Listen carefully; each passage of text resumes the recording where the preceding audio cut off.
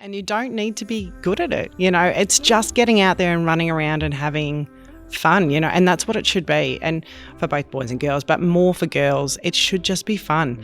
There's no judgment. They should just feel safe in that space to be able to do whatever it is that they do. You know, you can quite often watch.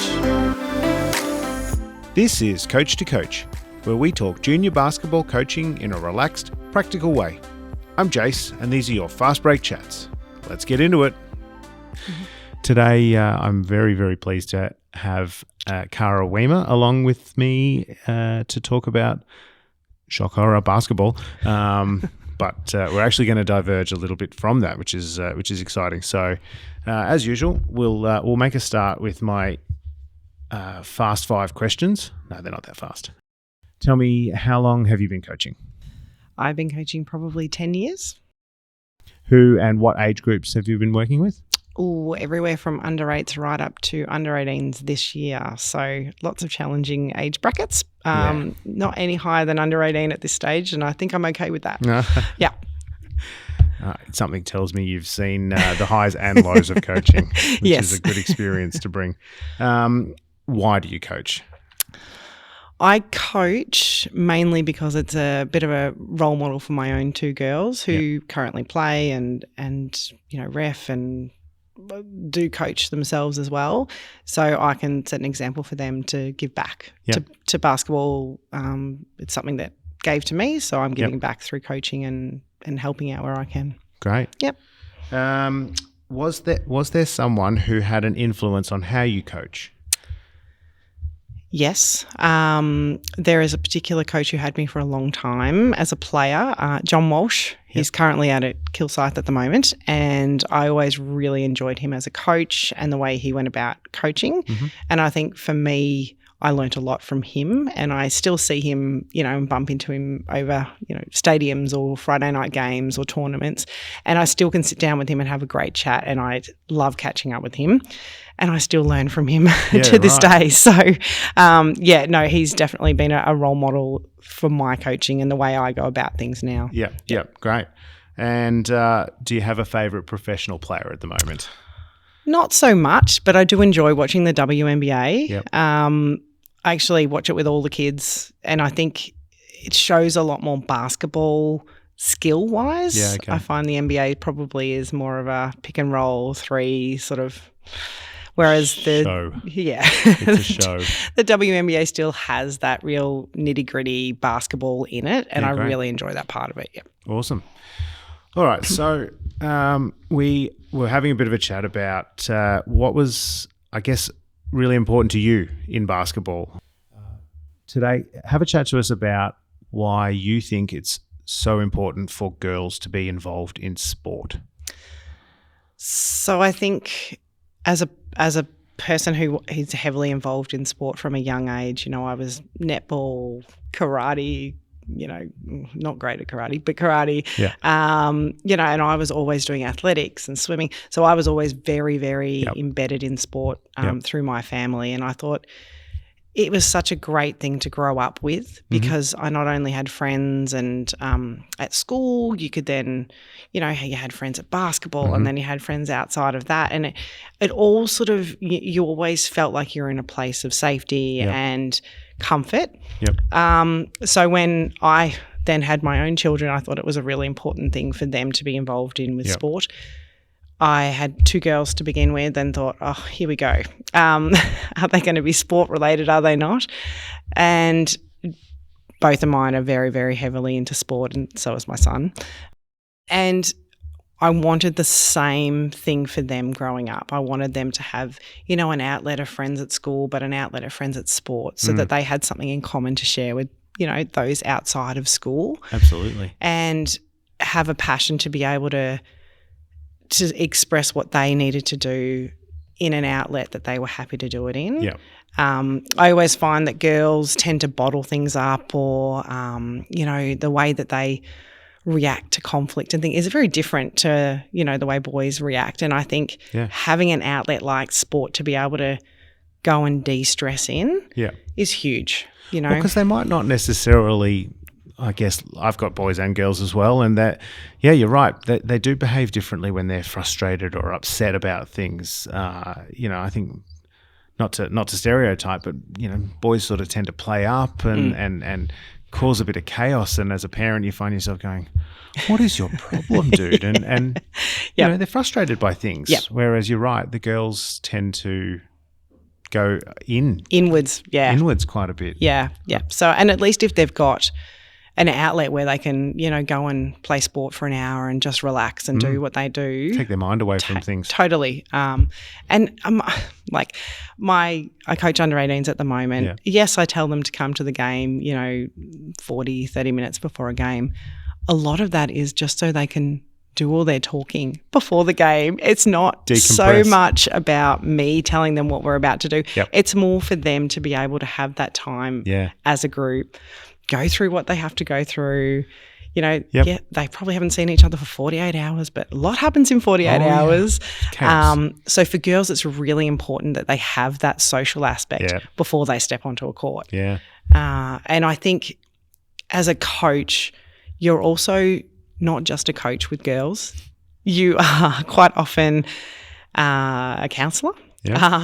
Or, an accidental counsellor, I guess. Therapist. Mentor. Or you're learning about the latest beauty trends that are happening. That's not always serious on the bench. Yep. And you've got to be ready for that. Yep. Their headspace is, oh, look, I've got to go and I've just had a fake tan. I can't run hard this game. So your expectations need to be ready to be flexible. So I think with girls, it's the social aspect of sport. Yeah. For them is crucial to have in growing up. And would you argue that they don't even know that? No, they have no idea. No idea. I didn't have any idea. No, but I still have friends that I played basketball with, in under 12s or whatever, I still catch up with them. Yeah, so, that's amazing. To be able to have those different outlets for friendship groups is really important because it's not always, going well at school.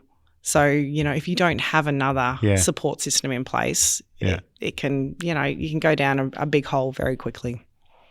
Yeah, see, it's amazing. And I've said this in every episode that I've recorded because, of course, I get new insights shared. I'm like, yeah, right. I actually need to bring my under 15 girls together and just tell them, look, I want you at the game 20 minutes before a domestic one for the reason you just said. They'll probably concentrate better.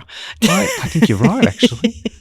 I'll just come in, high five them. They can do their thing and then we'll be game ready. That's right. Oh, yeah. Yep. Yeah. So I guess, you're the important thing to you is having that safe space, that outlet, that I guess opportunity to take them away from what might be bothering them. Yep.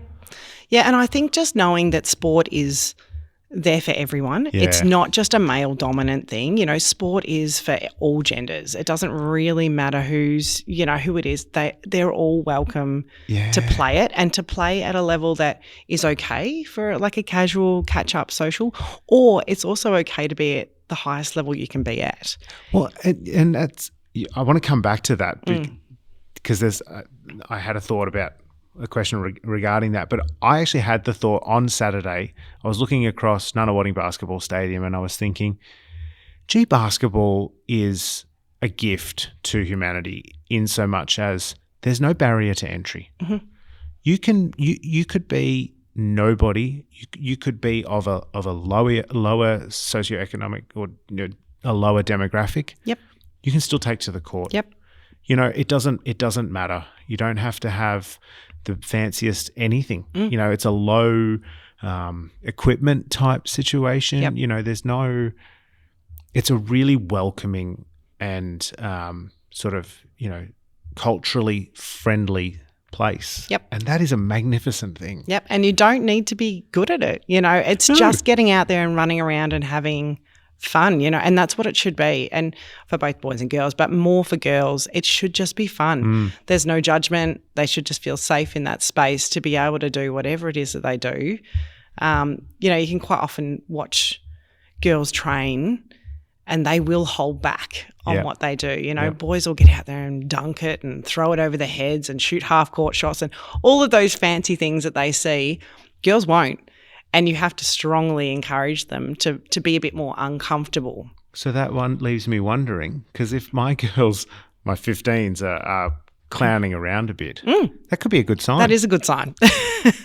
They're comfortable. Yeah. And they're comfortable, obviously, with you as a coach, and they're comfortable with each other to feel like they can do that. Yeah. Not a lot of girls will do that comfortably, or even, they'll operate within their skill set. Yeah. But when asked to challenge that skill set, they're like, oh no, Retreat. this is not a comfortable place. Yeah. So for girls to be uncomfortable in sport will only make their sport experience even more, rewarding and giving. Yeah. Yeah. So look, I couldn't agree more. That's I reckon there's immense value in making sure that you keep that fun aspect. It's funny. I actually put a question in my team's group chat yesterday, just opening up the door to feedback for me as a coach from the parents' perspective. I didn't get much, but I did get one parent say, "You're doing great, but if anything, just make sure you keep it fun." Yep. I can do that. Yep. Yep. Now hearing that from multiple people, it's like, okay, then I need to make sure of that, because it is. Yeah. It's important. But it's important for those girls to stay in that sport, and they will stay if they're enjoying each other's company and it's fun. Having fun, yeah. My 18s, some sort of halfway through our season, we were having a bit of a rough spot, and I sort of thought, what do I do? How do I fix this? And I found a drill that involved a balloon. So I found one of Jaden's old balloons, a Super Mario balloon, and took it to training and blew it up. And all the girls' faces just lit up with, oh, my God, what are we doing with a balloon? And these are under 18. These are under 18 girls. And, and all it was that they had to keep the balloon up. Yep. It was a bit of, I don't know, was it bluey with that balloon that they got to keep up. So they had to do that. And they request that drill nearly every week now. I've had to stop bringing balloons. So, it's something simple like that. And they were sprinting. They were out of their comfort zones. They were working as a team. Yep. They had no idea they were doing all of those things in one simple drill, and they were enjoying themselves. That's yep. So brilliant. It can be very simple things. Yeah. All right. So look, I think that covers why you consider it to be such an important thing for girls to be involved with sport. Mm-hmm. The only other question I wanted to ask you was, I guess, and it's a little bit off topic, but I'm curious. Yeah. Finding the balance between the kids that are really only fun. Yep. And the kids that are kind of serious about this. Mm-hmm. Like, they're not necessarily got their eyes set on the WNBA, but they do take it pretty seriously. Is there, I guess, any thoughts to share on how to balance that? I mean, I think even the serious kid still probably wants it to be fun. I think so. And I think you'll always have such a variety of skills in a team. Yeah. You always have that variety. And I always say to my best player, make sure you make everybody better. How am I going to make that next player better? So it's almost sort of giving them that, how do you make them better? So if there's a player that's really standing out in a team, there usually is, there's always those really talented kids that come along, and I always say to them, well, how are you going to make your teammates better? Yeah. Is it by you shooting 30 points in a game? Maybe. Or is it making that next pass? Yeah. Is that making that next player better?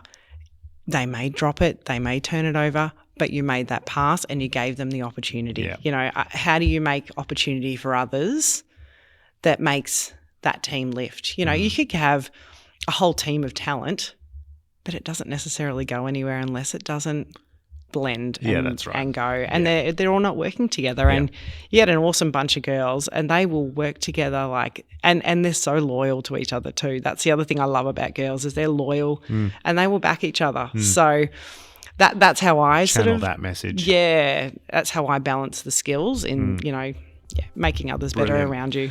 I love it.